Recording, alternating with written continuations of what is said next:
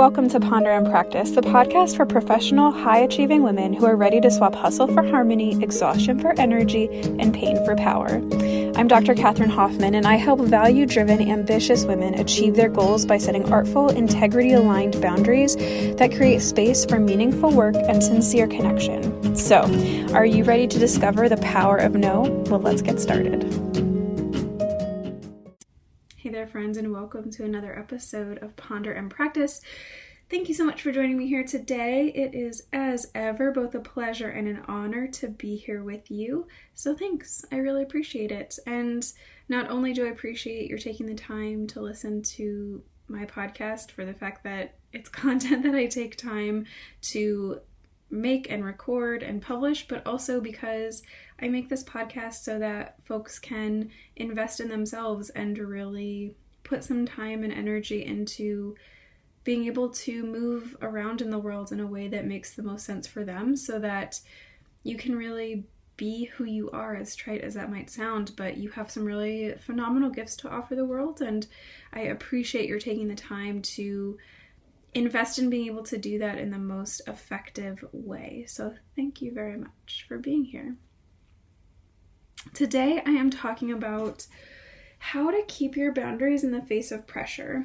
So it's one thing to initially say no in one way or another, to say, you know what, please, I need you to talk to this other person. I need to engage with you in this specific way. We need to shift around how we're doing things right now.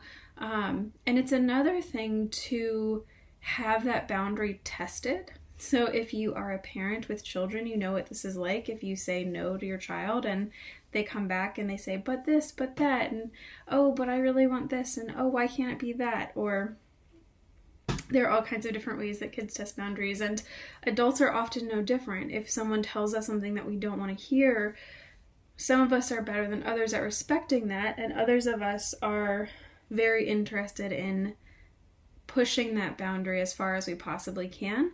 And this can be especially true if you're someone who has not been setting boundaries in a specific context before in your life, and if this is a skill that you're just now learning. If folks are accustomed to being able to walk all over you, or they're accustomed to you saying one thing but then sort of giving in over time, this can be a tough skill to master. And it sort of is, if learning to say no is like the 100 level course, being able to keep your boundaries in the face of external pressure is kind of, it's not the 200 level course, it's even a couple steps above that. It's kind of advanced boundary setting in a really big way. So I wanted to talk through some basics about how to do this and how to really stand firm, hold your line, and keep with it. Of course, with the understanding that situations change, contexts shift, relationships shift over time, and sometimes it's okay to let a boundary go. It's not a big deal. And in fact, it's better that you renegotiate them and figure out a new way of doing things and experiment with them and, try and find the way that works the best. And there are some boundaries that really it is important that you hold and that you keep that line and that you don't let it be crossed. You don't allow that line to be crossed by the people around you. And I can't tell you what these are. They're really person specific and really situation specific. And so, you kind of got to figure out where are the lines that you got to hold. You're not going to back down, and whatever the pressure is that you're experiencing externally or even internally, because guilt is a really big internal pressure that a lot of folks experience when they learn to start setting really artful boundaries. But how do you keep that? How do you hold that space? And like I said, what are those things that are most important to you? So I'm going to walk through 4 steps. I always use this word steps. You should, if you've been listening to the podcast for a little bit by now, you know that even though I say this word steps, these things weave in and out of each other. It's not like you finish one and you're on to the next one. They're just aspects of a process that is always evolving and unfolding. So I'm going to walk you through 4 of those things. And then I'm going to walk you through a few phrases that you can use. Some of them are sort of glib and tongue-in-cheek, but you can use them as a springboard to figure out what your own best phrases might be and what might be the best in your situation. Before I get into that though, I do want to let you know that next Tuesday at 5:30 p.m., so December 8th at 5:30 p.m. Pacific time, and honestly I'm looking at my calendar because every time I type this out, I get the time wrong.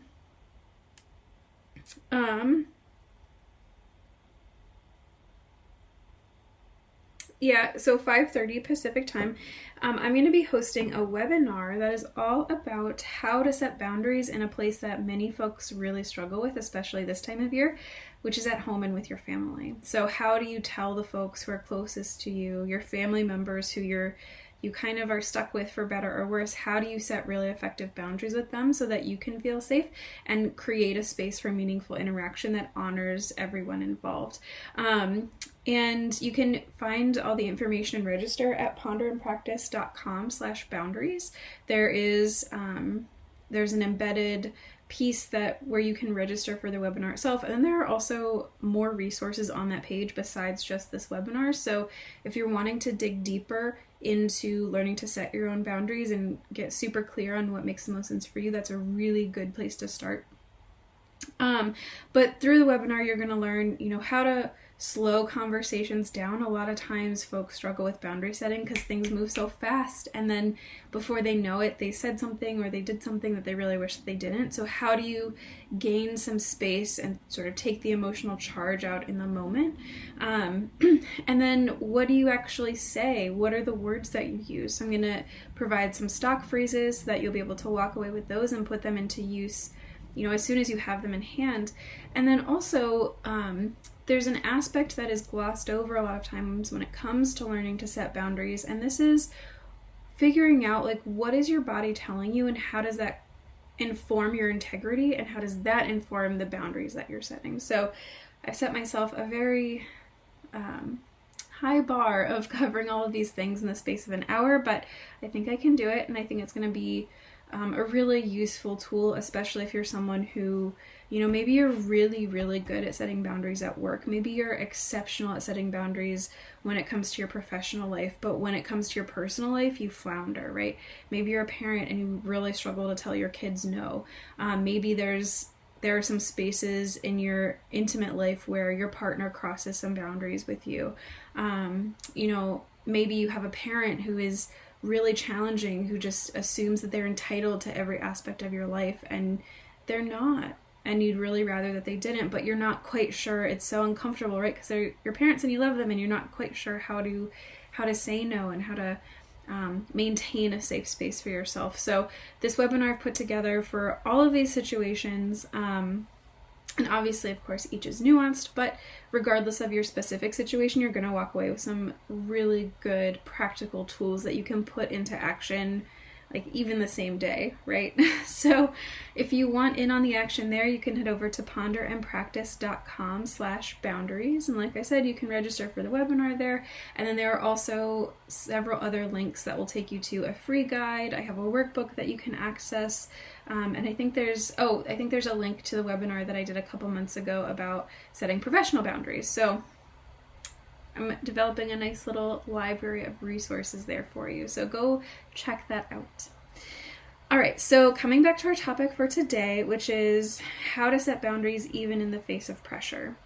And that can be, like I said earlier, I alluded to, it can be internal pressure, so feeling ashamed or guilty or like you're not living up to your commitments in one way or another, or it can be external pressure, having somebody else come at you and do the action or say the thing or ask the question of you that you said was not okay. So how do you maintain that boundary in the face of those pressures? So the first thing to consider, and this takes some reflecting and is not an in-the-moment tactic, but as a situation is evolving, considering why did you set the boundary in the first place? This can be a really good starting place, especially if you're talking about something where you're experiencing a lot of internal pressure that maybe nobody else is involved with. The expectations of the folks around you don't necessarily play into it, but you feel guilty. because you should be at home more, you should be at work more, or you should be exercising more, or you should be whatever being more. You have this idea that you are doing like the quote wrong thing. So why did you set that boundary in the first place? What's the reason that you decided, you're going to take an hour every day to yourself? What's the reason why you decided that your email's getting shut down at 5? It's non-negotiable. Why did you make that decision? When it can be tough when there's this pressure, if you don't have an anchor to hold you accountable and to keep you on course, it can be tough to stick with it. And so this is why this is the first thing I recommend folks do, is really getting super clear on the why. Why are you doing it? It's going to carry a lot of emotional weight if you can pinpoint your why, and that's going to help carry you through in these moments when it gets kind of tough and you feel like, oh gosh, I should be doing this or that, or maybe you have somebody who keeps calling you and you've already told them no and you don't want to tell them no yet again, but you have a reason why you said no in the first place. So revisit that, remember that, keep that fresh, and that can help motivate you and give you strength and courage to continue to hold that line and keep that boundary. The second thing to consider is who or where is the pressure coming from? And like I said, this can happen in one of two ways. There can be internal pressure that you're giving yourself, or there can be external pressure.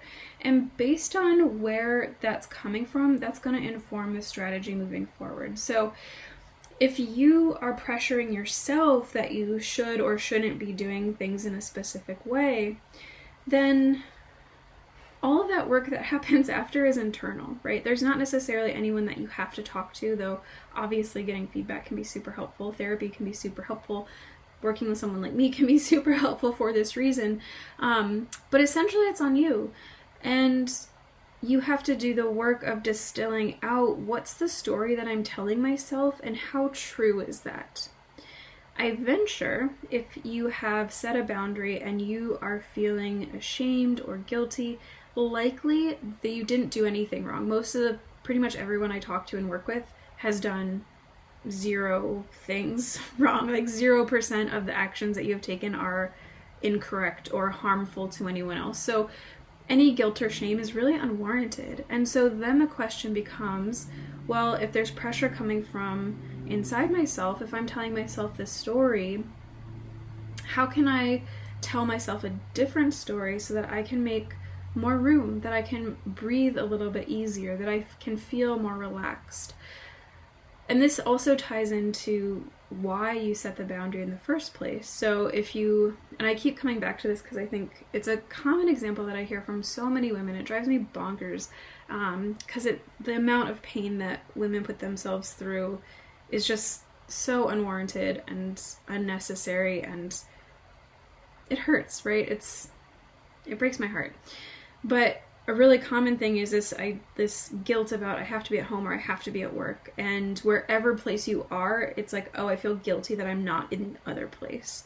And so there's an internal story there that you have to be all things to all people, that you have to show up 110%, 100% of the time.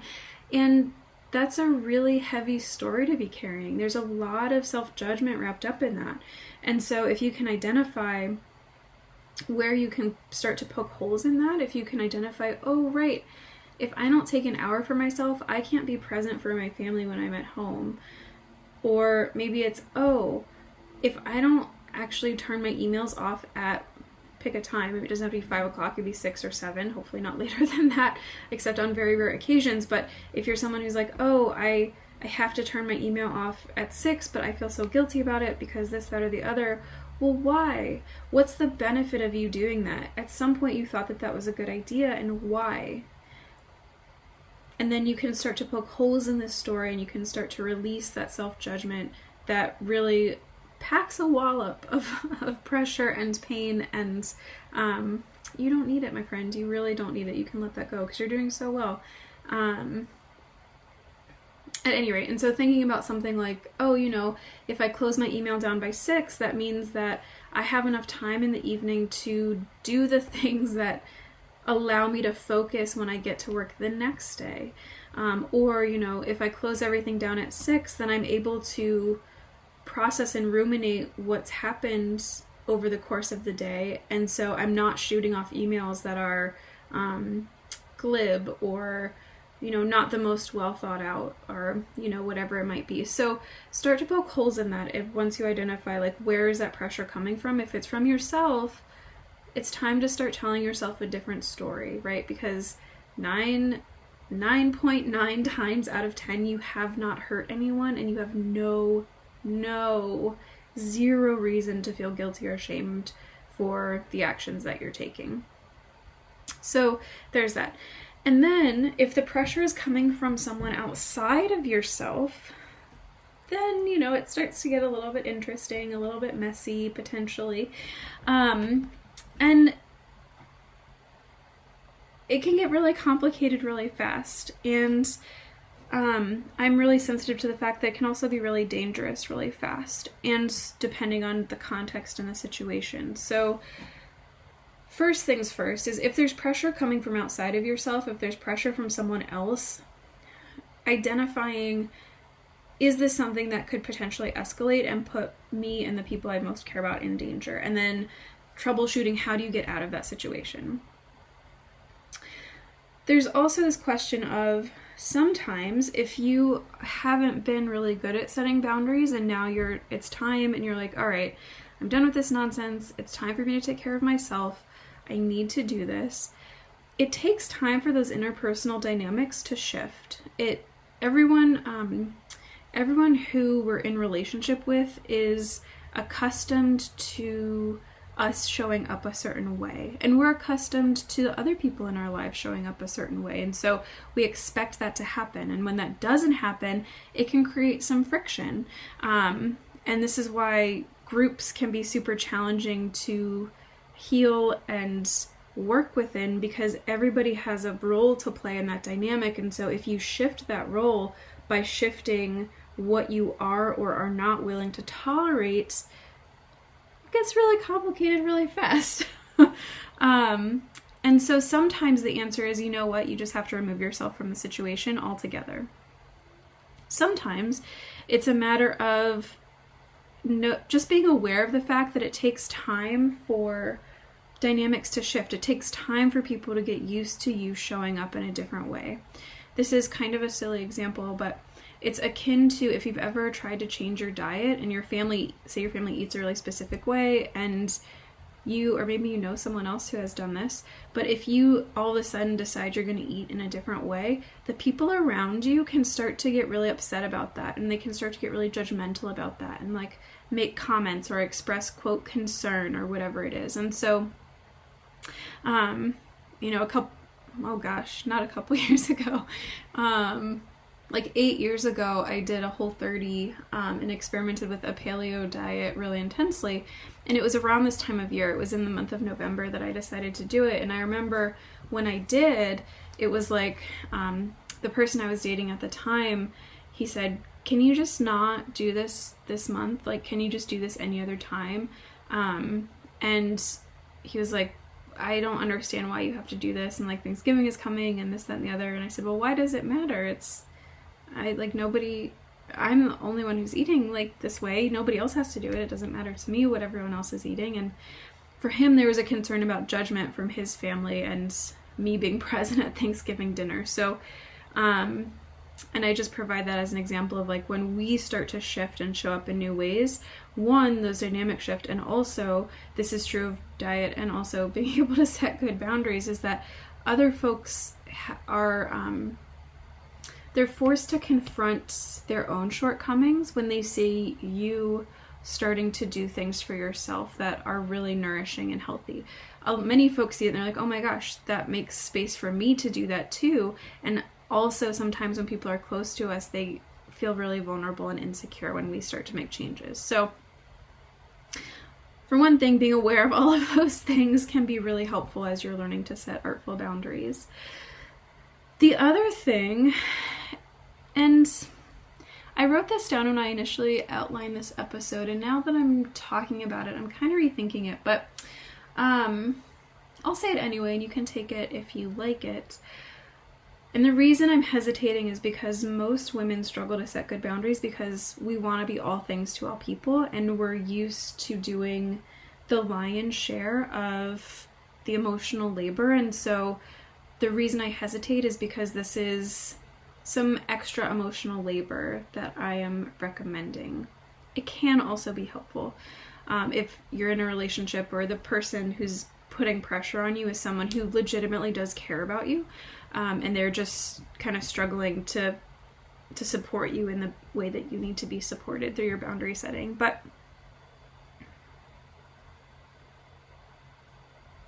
the question is, thinking through a little bit, does that other person understand why you've set this boundary? And again, we're coming back to this issue of why. If someone legitimately loves us and cares about us and wants the best for us, it can be jarring to have that boundary set. And they might not understand where you're coming from. But if someone legitimately does love you and care about you and value you, if you can sit down and say, here's why I need this right now, that can go a long way towards encouraging them to come around to your side and be really respectful of your boundary, and stop pressuring you to break it, or stop pressuring to come over that line, or cross that line. So something in my own life, and this has been an ongoing conversation and negotiation as Martin and I have been together, my husband and I have been together, and especially as we've lived together, and I've talked about this before, but for me, I need a lot of space and time of just quiet and on my own. And so towards the beginning of us living together, he didn't understand, right? Because he comes from a big family. He has a big family, right? He is the youngest of 4, and he has 5 children. And so he's accustomed to there always being people around and just, you know, some kind of frenetic activity of one type or another. Whereas my mom's an only child, my dad's an only child, I'm an only child. I think my grandmother had 1 sister. So I have a very small family, right? And so for us, it was, and he does truly love me, care about me, and value me. And so for us, it was a matter of bridging that gap of, look, we just have different experiences. There's nothing wrong with either of these things. And for me to feel well and for me to be able to operate at my optimal state, this is what I need. And I need this boundary. I need this container to be respected because, you know, this is how I can be at my best. And so those conversations have been really instrumental in helping to us navigate some of the more challenging moments of me putting my foot down and being like, no, this is not going to work for me. And at any rate, so that's quite a wide range of different things to consider under this umbrella of where exactly is the pressure coming from. So let's just recap, because we're about halfway through. Why did you set, remembering if you're experiencing pressure, like why did you set this boundary in the first place? What was it about having this boundary that you thought would really nourish you and create a meaningful space? Key in on that, articulate it, be as clear as you possibly can about your why of your boundary. And then of course, recognizing where the pressure is coming from. Is it from you or is it from someone around you? And then we talked through some different ways to deal with both of those situations, whether it's, you need to figure out how to tell yourself a new story that makes some space for you to be the magnificent person that you are, or is it, you gotta just kind of hold your line and let the dynamics resort themselves out over time? Or is it about having a conversation to clarify why it is that you need what you need? Or do you need to just remove yourself from a situation because the boundaries that pertain to your physical and emotional safety are being compromised, right? So lots of things to consider here depending on the context and relationships. The third thing that can be super helpful is having a script. I have had my fair share of having to say the same thing multiple times to someone before it really sinks in. And so this can be super frustrating, and I get that, and I'm really sensitive to that. And also, if you have a sentence or two that, like, that's what you say when this pressure comes up from someone outside of yourself, right? And this really pertains to external pressure specifically. Having that phrase, those couple of sentences, and just knowing them and being able to repeat them makes a huge difference, because you're not escalating anything. You're not engaging in a fight. It's very simply and unemotionally, this is what it is. And the other person can hoot and holler and stamp and shout, and that's all fine. But you just say the same thing over and over and over again. And it sounds silly to talk about it, but truly it can take many cycles of this before someone finally realizes, oh, okay, this is where we're at. And again, the best example that I can think of in the moment is if you've had children or if you know children, and here we go. If you think about, if you've ever seen, oh gosh, what's that show called? Like Nanny 911 or Super Nanny or whatever it is. It was on TLC, and I remember, I haven't seen it in so long, but I remember watching it many, many years ago and watching her just put kids in timeout again and again and again and again. And it, the timer resets every time. Like when you get up, you have to go back. And it's that same kind of painstaking, tedious patience that's required sometimes. And having the same words, having a script that, a stock phrase that you've put together that can just come out of your mouth, that you don't even have to think about. You're just like, yep, this is what it is. Okay, thanks, bye. Whatever your boundary is can make a really big difference in helping you to keep that boundary. And then the last thing I want to talk about in terms of strategies here is what, if anything, is worth breaking that boundary for. And I'm going to talk about this more in another episode, but there's a difference between hardline boundaries and softline boundaries. And so a hardline boundary is something that is unexcusable, deal breaker. If this happens, you are out. A really big one in my family as I've been growing up is that hitting is not acceptable. Absolutely not. And should that ever happen, like, the interaction is over. And potentially the relationship is over. So that's a hard line boundary that will not be crossed. And if it is, there are really profound consequences. Some other things are soft line boundaries. So if you're talking about figuring out your work-life integration or your work-life balance, that takes some experimentation and time to figure out what really works well. I just finished reading this book called Drop the Ball, and I know her first name is Tiffany, the author, I think Dufu? Yeah, Tiffany Dufu. And she talks about, her and her husband figuring out how they allocate different household activities and household chores so they can both focus on their careers as well. And this takes some time and experimentation. It's not something that you're going to hit on right away necessarily, though certainly that can happen. It's not going to be necessarily that, oh, this is how it is and this is how it has to stay forever or I'm out. No, in this kind of situation, it's, oh, well, let's try this system and see how it works. Let's give it a go and see how it works. Same thing, if you manage a team or something like this, being able to experiment with some different boundaries and see what goes well and what doesn't, and where can you tweak some different things. Maybe a good work example is, your cell phone is off at, like, you are unreachable at 6 p.m. Unless there's some specific emergency that you really do need to handle, like your highest value is handling that situation, in which case, yes, that boundary can be crossed, you can be reached, not a big deal, you handle whatever the situation is, and then, things go forward from there. So this is what I mean when I say hardline versus softline boundaries. So as you're thinking about and experiencing pressure, whether it's internal or external, in addition to knowing your why, having a massive amount of clarity around, is this a hard or soft line boundary? And if it's a soft line boundary, what are the things that are acceptable?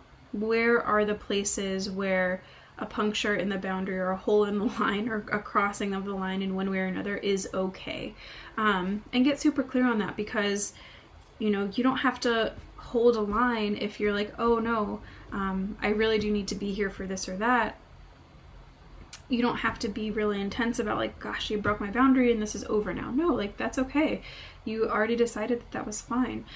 So remembering that boundaries can be malleable and changeable, and it boils down to being able to and willing to experiment and see what you can tweak and how do situations evolve. Nothing ever stays the same.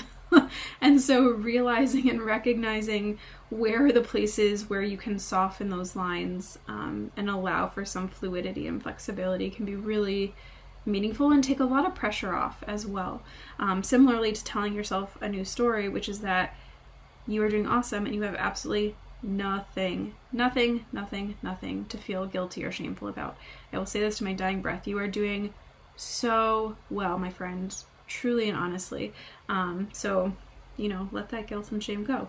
And also find out where your hard lines are, figure out where your soft lines are, and allow yourself that flexibility and the ease of movement in those places. As I'm talking, I'm realizing this should have been 2 episodes, but I'm going to power on through because the last thing here is, sometimes situations escalate. And I touched on this a little bit earlier when I was talking about figuring out where the pressure is coming from. And sometimes, despite our best efforts, even if we know why we've set a boundary, we know where the pressure is coming from. Maybe there's internal, maybe external, maybe both. Even if we have our script, our phrases that we know that we can say, even if we know like what's a hard line and what's a soft line, sometimes in the midst of interacting with folks, we can get caught up and a little bit emotional, and anger comes through and resentment comes through, and other people say things that are not so kind, and we say things that are not so kind, and it happens. This happens. It's okay. It's part of the human experience. Obviously, we would all rather that it not, and it does. We all have our less than shining moments. So in those moments, a really crucial key to being able to hold your line and maintain your boundary is stepping away from the situation, literally taking a step away, getting out of the room, getting out of the house, getting out of the apartment, out of the car, whatever it is, but actually taking the time and space to be separate from whoever it is that you're talking with, so that you can have space for yourself, so that you can calm down, so that the other person can calm down, and so that hopefully you both can come together at a later time and interact in a way that is much more meaningful and productive. So, worst comes to worst and you're not able to hold a line and things are escalating, step away. It's totally fine. You have my permission 100%. It's okay to walk away. Usually it's helpful to say something like, I'm going to leave right now because this is escalating and I need a minute to myself. Sometimes that goes better and worse, depending on the person that you're talking to. But if you can do that and actually remove yourself, typically in my experience, it has a really profound effect on letting everyone cool down and kind of come back to center, as it were. The last thing before I wrap up here is that I wanted to provide some phrases. And honestly, I outlined this episode like 2.5 weeks before I'm actually recording it, maybe 3 weeks before I'm actually recording it. So I am looking back at these and I'm kind of chuckling at myself. But if sometimes it can be helpful to have somebody else's weight behind your boundary. And I think that's what I was thinking when I wrote these down. But some useful phrases to have on hand. Obviously, no is a really good thing to use. That's a valid word. It doesn't need any backup. And, you know, if you feel comfortable using it, no is beautiful. I have seen a lot of jokes come through after the most recent election and then after the announcement of the new communications committee from the White House for the Biden administration. And honestly, I don't find a lot of the jokes that are coming through funny. And so if that's a boundary that you share that bothers you, I use the phrase, you know, I understand that this is supposed to be a joke. I don't really find it funny. I'm not okay with it. And leaving it at that. And I've had folks say, oh gosh, like I didn't realize, I'm really sorry, that was not my intention.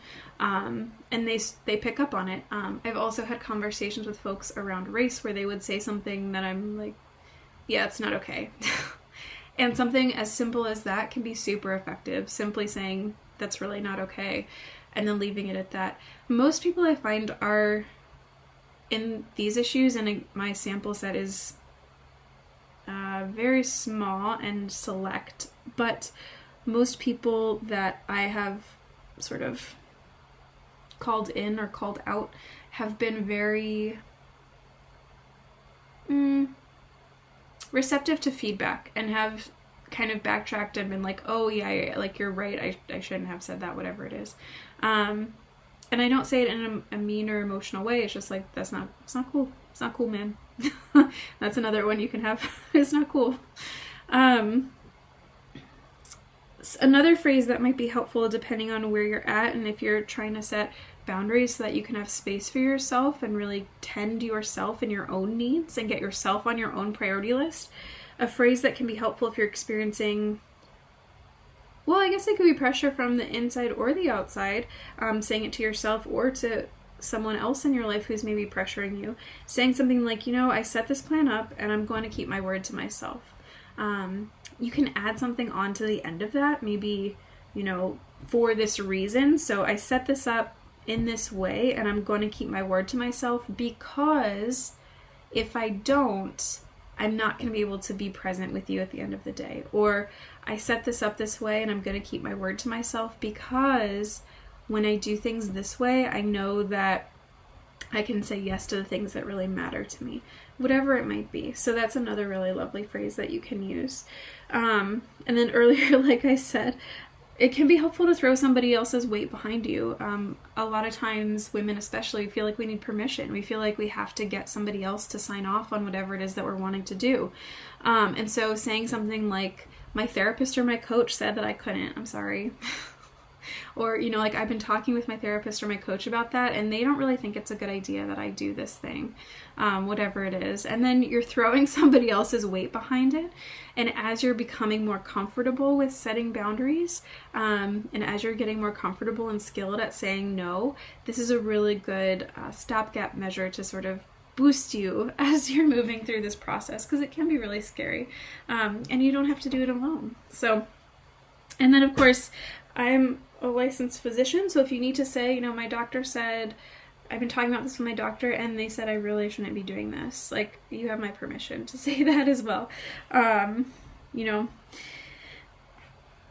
So, and then the last thing, the last phrase I have here,